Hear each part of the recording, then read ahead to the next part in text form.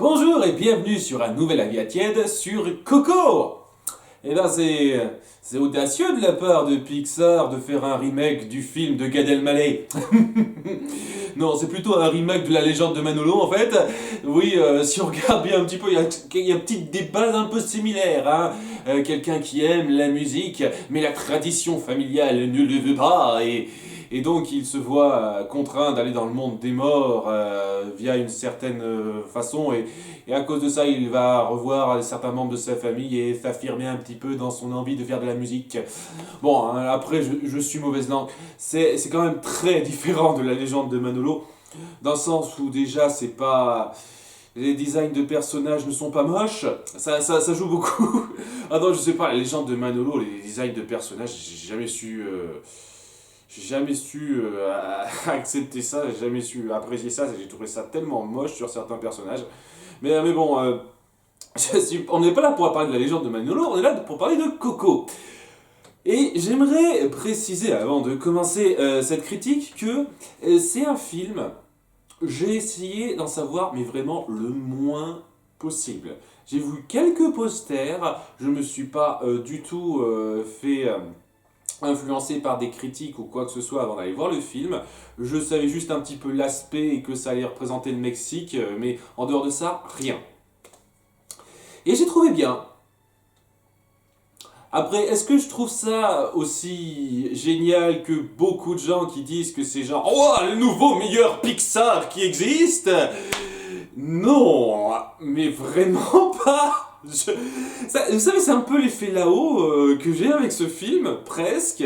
Bon, je préfère quand même ce film à là-haut, je vous le cache pas, mais je... Waouh! J'ai lu les réactions, je me dis, mais est-ce que j'ai vraiment vu le même film que vous? Je trouvais vraiment que c'est un film parfait, où il n'y a rien à redire et tout. C'est dingue! Vraiment dingue quoi. Il y a quelques commentaires qui ont au moins, je sais pas, la présence d'esprit de dire que le scénario est un peu convenu et au moins je suis content de voir ça, mais non, la grande majorité des gens c'est oh, ce film extraordinaire, rien à redire, c'est magnifique. Et ouais, c'est le genre de choses qui me donne envie d'insister sur les défauts, hein, je vous le cache pas. Mais bon, on va essayer d'être un petit peu fair play, histoire de pas vous dégoûter ceux qui adorent ce film, qui l'adulent. Je vais faire le point de tout ce qui est réussi, parce qu'il réussit pas mal de trucs quand même. La première chose qu'il réussit très bien, c'est son visuel. Vraiment, visuellement, il n'y a rien à redire.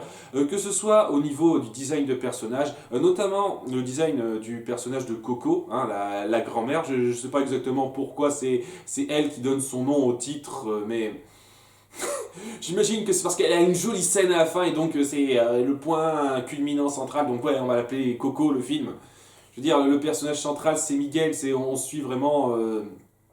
Sûrement, ça tourmente à Miguel. Ou dans l'absolu, on pourrait s'intéresser un peu plus à son arrière-grand-père ou son arrière-arrière-grand-mère qui ont aussi une certaine importance centrale dans l'histoire. Je dis pas que Coco a pas une certaine importance centrale, mais par rapport à ces trois-là... Enfin bon, c'est un détail à la con, mais par rapport à Coco, le visuel, quand ils font son visage ridé et tout, parce qu'elle est très âgée, je veux dire, waouh, c'est... Bon, c'est vivant, on sent quand même que c'est pas du live action, parce qu'il y a quand même les gros yeux et tout, mais punaise, le détail, c'est très fort, hein, le détail sur ce visage, on sent qu'ils ont passé du temps à donner cette impression-là et ça passe très bien. Les décors, surtout lorsque Miguel se rend dans le monde des morts, mon Dieu, c'est grandiose. En fond, il y a énormément de décors qui prennent beaucoup de place, qui sont ultra détaillés. Il y a certains animaux familiers avec des pouvoirs magiques qui, qui n'ont pas beaucoup de... et qui sont pas superbement instaurés, dans l'absolu on aurait pu se passer en changeant un tout petit peu l'histoire, mais visuellement il passe très bien. Je veux dire, visuellement je n'ai aucun problème avec ce film, il est quasi parfait. Donc voilà, à nouveau, si vous recherchez juste à avoir dans un film de belles images qui bougent de façon magnifique, ben super, vous avez ça. Et si c'est seulement ce que vous retenez de ce film, ben, tant mieux pour vous. Mais c'est pas c'est pas la seule chose que je recherche dans un film, ça fait un moment que j'ai dit, donc c'est pas la seule chose que je prends en compte, mais visuellement je n'ai rien à redire, on est bien d'accord. Autre chose que je ne peux, où je ne peux dire que du bien, la musique est très bonne, bon après elle n'est pas non plus, c'est pas niveau BO de films Disney avec des chansons ultra mémorables qu'on chantera des dizaines d'années plus tard, je pense pas, ça m'étonnerait beaucoup. Mais voilà, la musique est très bonne, cette espèce de musique un peu mexicaine qui passe bien. Moi, pour quelqu'un comme moi qui se fout royalement, mais royalement de la culture mexicaine, ils sont arrivés à m'intéresser un peu à ça, et donc que ce soit en termes de visuel et de musique, donc je trouve, je leur dis chapeau à ce niveau-là. Il y a même une chanson à un moment donné qui a une il prend un tout autre sens lorsqu'il est interprété différemment à un moment donné dans le film, et c'était très intelligent, j'ai trouvé ça très intelligent, bien amené. Donc oui, musique aussi très bien. L'univers du monde des morts n'est pas seulement visuellement bien fait, mais il y a aussi un nouveau cycle de vie qui est amené là-dedans, en plus de la vie après la mort très particulière, que j'ai trouvé assez prenante, bien amenée, bien mise en scène. Et ouais, ça a aidé beaucoup à instaurer l'univers et à appuyer les enjeux du film. J'ai bien aimé ça. Nos personnages principaux, je dirais trois personnages principaux, on peut dire ça. C'est-à-dire Miguel, le héros central qui cherche à faire de la musique. Le mec qui va l'accompagner, comment il s'appelle? Hector, c'est ça, ouais, Hector. Et son arrière-arrière-grand-mère, qui est aussi dans le monde des morts et qui essaye de l'empêcher de reprendre la musique euh, via plusieurs moyens, en essayant d'empêcher de gâcher sa vie pour une certaine raison, j'y reviendrai. Bah, ces personnages-là sont corrects. Ils sont pas sensationnels. Ils rentreront pas dans le panthéon des grands personnages fictifs, mémorables et tout, mais pour ce que c'est, ils suivaient bien, et j'avais envie de voir comment se conclurait leur tourmente, le scénario autour de ces trois-là. Donc sur ce coup-là, j'ai pas grand-chose à dire, c'était pas mal. Bien, maintenant que ça c'est fait, on va parler des problèmes. Donc ouais, j'ai parlé donc de nos trois personnages centraux qui étaient pas mal. Il y a pas mal d'autres personnages avec lesquels j'ai un peu plus de mal. Miguel est donc dans une famille de cordonniers qui ont dit non à la musique, banni la musique, parce qu'il y a longtemps, l'arrière-arrière-grand-père de Miguel avait quitté sa famille pour suivre la musique. Et ce sont une bande d'ahuris bouchés complètement débiles. Non, non, non, sérieusement, je me fous royalement de ce que quiconque dira pour essayer de défendre ça. Il dira, mais ils aiment leur fils, ils essayent d'éviter qu'il lui arrive du mal ou quoi que ce soit, et ils sont mal avisés parce qu'ils ont des préjugés. Non, non, non, les préjugés sont complètement stupides. Je le pense sincèrement, ces préjugés sont débiles. Il y a un type, il y a un certain temps dans leur famille, qui a abandonné sa famille à cause de la musique. Et ben à partir de maintenant, la musique c'est caca, on n'y touche plus, et tout le monde doit faire exactement toujours la même chose, gna gna. C'est tellement. C'est tellement bouché, direct, pas du tout subtil comme état d'esprit général de cette famille, que j'arrive pas une seule seconde à être un tant soit peu. À être un tant soit peu attaché à eux, et à la fin, parce que je suis désolé, c'est même pas un spoiler, à la fin quand ils finiront par accepter le fait que Miguel veuille faire de la musique, je me dis ouais, super, hein, il y avait vraiment besoin de passer par cet état d'esprit et tout. Et au début là, quand on voit cette famille là qui est complètement bouchée, qui est bourrée de préjugés stupides, je me dis ouais, non, non, non, je les emmerde, j'ai pas envie de m'attacher à eux ou de voir quoi que ce soit, hein. Je trouve ça dingue sur le principe, le nombre de personnes qui chient sur le personnage de Buck Little dans Chicken Little, en disant qu'ils peuvent pas le supporter, qu'il est affreux. Par contre, je suis sûr que énormément de gens vont essayer de me reprendre en disant que je suis trop dur avec ces personnages-là. Je suis désolé, mais ces personnages-là sont aussi cons que Buck Little.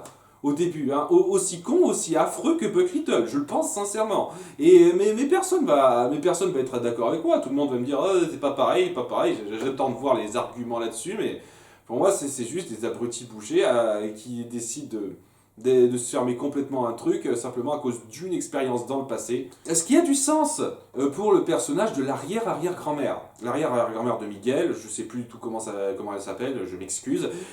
C'est tout à fait logique qu'elle soit bloquée sur ce préjugé-là parce que ça l'a affecté complètement directement. Donc ouais, qu'elle y soit encore, malgré tout, après toutes ces années, je me dis ok, mais sincèrement, j'ai vraiment eu beaucoup de mal à accrocher à cette famille-là et l'espèce de tension qui se crée entre Miguel et eux et tout, je me dis c'est forcé, c'est ridicule parce que ces personnages-là sont bouchés et mal écrits à la base. Ce qui amène au passage un message mais ultra évident qu'on voit venir au bout de 1 minute de film, mais genre 1 minute de film. C'est ce que j'ai trouvé. Enfin bon, voilà. Et quand on a tout ça, on se dit, ouais, ça part mal. Et sincèrement, ce film partait assez mal pour moi à cause de ça, hein. Je veux dire, ouais, j'en parle rapidement du message. Ouais, le message, mais je le vois venir direct. Au bout d'1 minute 30, je sais exactement comment ça va se finir. Et je me dis, ouais, vous vous attendez pas à ce que je sois ultra touché par ça. Je me dis, oh mon dieu, c'est allé super loin et tout. C'est comme dans Zootopie, puisque j'en ai parlé aussi, où les gens font un pataquès sur le message, alors que le message, il est bête comme chou. Les préjugés, c'est mal. La discrimination, c'est pas bien. Et là, c'est pareil. Le message, c'est quoi? C'est la solidarité, c'est pas forcer quelqu'un à faire la même chose que toi, c'est d'encourager quelqu'un à faire ce dont il a envie. Voilà, et ça se voit des 2 premières minutes et ouais, c'est tellement prévisible et évident. Et puisqu'on parle de trucs prévisibles et évidents, il y a 2 rebondissements dans ce film.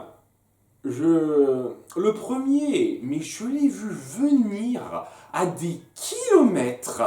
Et c'était gros comme une maison, mais d'une force.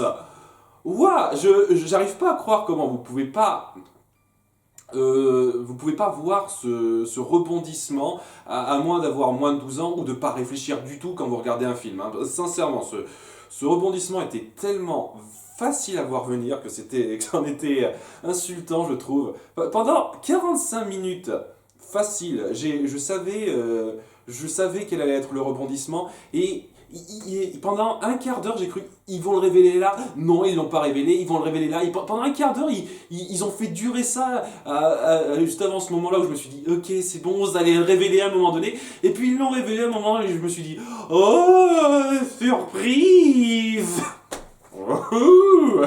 Et c'était énorme, je l'ai pas du tout vu venir.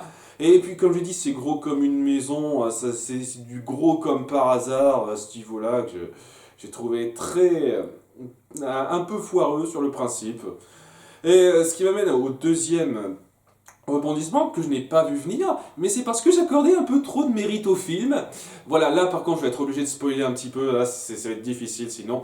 Le rebondissement, eh bien c'est que il y a un méchant surprise.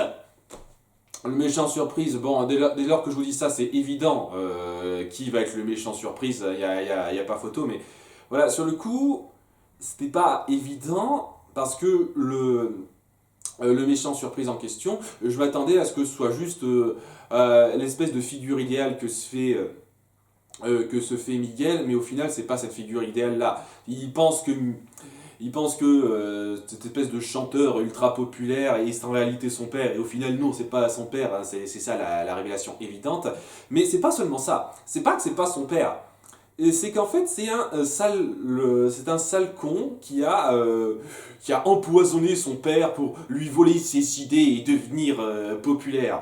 Et donc, c'est par sa faute que son père n'est pas revenu hein, auprès de sa famille et tout, et que tout va mal, etc., etc. Putain de merde, vous auriez pu facilement faire cette histoire sans ce rebondissement-là. Et ça en aurait été plus fort pour moi. Il n'y avait pas besoin de méchants dans cette histoire. Je veux dire, bon, en partant du principe que j'accepte le premier rebondissement comme acceptable, ça aurait pu être 100 fois mieux amené, sincèrement. Mais le premier rebondissement, alors, je l'accepte dans l'absolu, rien de sensationnel, mais là, ce rebondissement-là, c'était pour balancer du manichéisme facile, alors que les films Disney n'ont pas toujours fait, depuis quelque temps en tout cas, des histoires où il y avait forcément des méchants. Il y a des histoires qui se prêtent pas forcément à ça, cette espèce de conflit gentil-méchant, et j'ai trouvé ça facile, trop facile. La seule chose de bien que je peux dire, c'est que ça amène un petit moment de... un petit numéro musical un peu original à la fin, dans le conflit entre les gentils et les méchants, que j'ai trouvé un petit peu amusant. Voilà, c'était amusant ça, mais en dehors de ça, c'était vraiment pas sensationnel et je me serais vraiment passé de ça. D'autant plus que ouais, ce genre de revirement méchant surprise, ben ça commence à devenir un peu redondant dans les films animés Disney, je trouve. Vraiment, j'ai trouvé que c'était intéressant de partir là-dessus avec Hans dans La Reine des Neiges parce que voilà, c'était pas quelque chose qu'on voyait vraiment dans les films Disney avant. Mais là, depuis pas mal de films, ils arrêtent pas de faire ça, ça devient quasi un automatisme dans pas mal de films Disney. Et ça commence un petit peu à... Ça commence un petit peu à me gaver, vraiment. Je veux dire, ok, c'est bien de faire des méchants surprises, c'est bien de faire autre chose, pas tout le temps ça.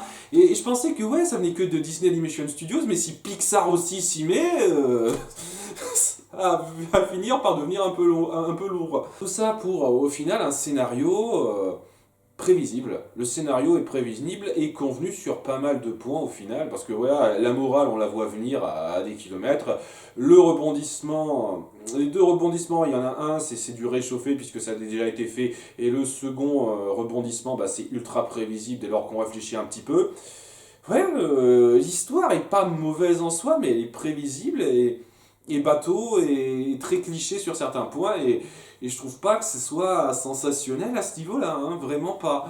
Et il y a pas mal de choses que je pourrais redire, par exemple, il y a une espèce de truc récurrent, un gag récurrent, si je peux appeler ça comme ça, autour du fait que, comme on est dans le monde des morts une bonne partie du temps, ben, l'humour va se baser en grande partie sur le fait que, comme la plupart de nos personnages sont des squelettes, ben, ils se désassemblent. Voilà, ça fait sourire les deux trois premières fois, ça devient légèrement lourd les 25 autres fois. Et puis, apparemment, les créateurs de Vaiana se sont dit: oh mon dieu, le poulet a connu un énorme succès, on va refaire ça. Hein, on va recréer un personnage animal ahuri et que ça fera rire les tout petits. Ce personnage de chien stupide ne sert quasiment à rien. Il y a un moment où il sert vaguement à quelque chose, où la mise en scène aurait pu être changée un chouïa, et sa participation n'aurait servi à rien du tout, mais sinon il ne sert à rien à part être un animal ahuri. Et c'était stupide, on aurait pu le virer facilement ce truc, mais non, il fallait qu'on mette un personnage d'animal ahuri, une espèce de mascotte débile, parce que ça plaît aux gamins maintenant, ce truc, et je n'aime pas ça. Voilà, et c'est déjà pas mal de choses à redire quand même. Il y aurait aussi de petits trucs, mais alors là c'est du chipotage par rapport à certaines choses que j'ai remarquées, notamment l'âge auquel les gens ont tendance à mourir, d'après la logique de cet univers par exemple. Mais bon, tout ça pour dire que, d'une part, vous pouvez être sûr que lorsque je ferai un Disneyfield là-dessus, ce sera une critique au détail, il n'y a pas photo, c'est clair et net. Et aussi, ouais, c'est un film bien, je le nie pas, vraiment pas. Il a suffisamment de bonnes choses pour lui, pour que j'apprécie vraiment ce film. Mais est-ce que c'est un nouveau grand chef-d'œuvre Pixar et tout? Non, vraiment pas. Ça mérite vraiment pas cette distinction, et j'ai vraiment le sentiment que les gens essayent de trouver du chef-d'œuvre à tout moment depuis quelques temps, donc pas pour moi, hein, c'est pas un chef-d'œuvre. C'est un bon film, je regrette pas du tout de l'avoir vu, je suis content d'avoir suivi ça.